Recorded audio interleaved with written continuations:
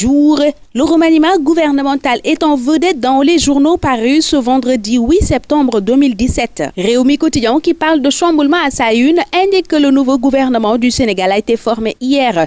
39 ministres et ministres délégués vont accompagner le Premier ministre Boun Abdallah Dionne dans sa mission de rendre visible la vision du chef de l'État. Ainsi, de nombreux départs ont été notés et non des moindres. Mankeur Ndiaye n'est plus ministre des Affaires étrangères. Mansour Sy a quitté le travail. Eva Marie Coll Seck, la santé, et Yakham Mbaye, le secrétariat à la communication, qui n'existe plus. Il y a aussi Madame Viviane Lauré Elisabeth Bompassi qui a quitté la fonction publique. Au chapitre des permutations, renseigne toujours Réumi Quotidien. Sidiki Kaba est le nouveau ministre des Affaires étrangères, alors que le professeur constitutionnaliste Ismaïla Madior Fall s'occupe désormais de la justice. Abdoulaye Daouda Diallo a quitté l'intérieur pour céder la place à Aly Ngouille Ndiaye, un autre proche de Macky qui a fait ses preuves dans sa localité de Linguère en détrônant des dinosaures de la trompe d'Habib Sy. Et dans la même dynamique, de nouveaux ministres ont été nommés comme Abdoulatif Coulibaly qui a en charge la culture, Souleymane Jules Diop, Angélique Manga entre autres, fait savoir Réumi Quotidien qui livre la liste complète du nouveau gouvernement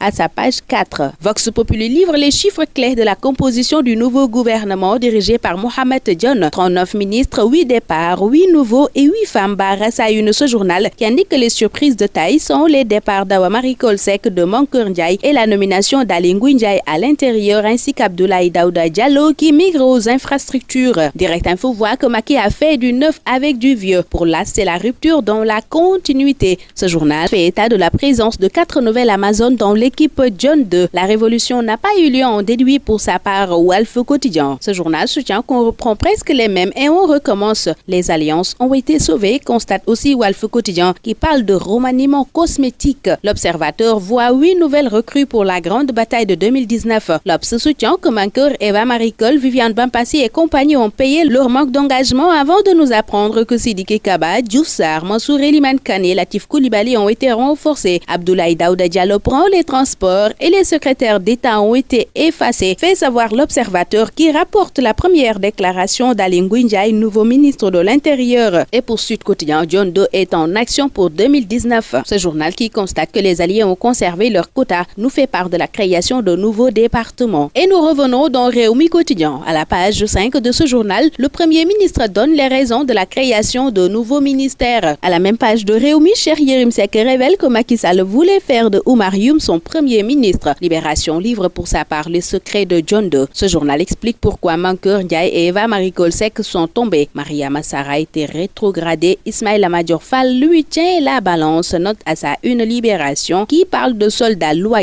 à la place Washington, évoquant la nomination d'Aly Ngouille Ndiaye au ministère de l'Intérieur. D'après Libération, Thérèse Faye, déçue, est entrée en dissidence ouverte et a démissionné de la Cogère après la nomination de Pape Gorgui Ndong à la jeunesse. Enquête sur la formation du nouveau gouvernement de Dionne voit un jeu de chaises musicales et donne les détails à ses pages 2, 3, 4 et 5. À la page 6 de Stade, l'on évoque les errements tactiques de Cissé lors du match Burkina-Sénégal. Et dans Sunulombe, l'on nous apprend que Bala et Sa Thiès ont dégagé Bassirou Babou. Ce journal parle de Ndeup entre Double Less et ses deux fils. Bonne lecture à tous.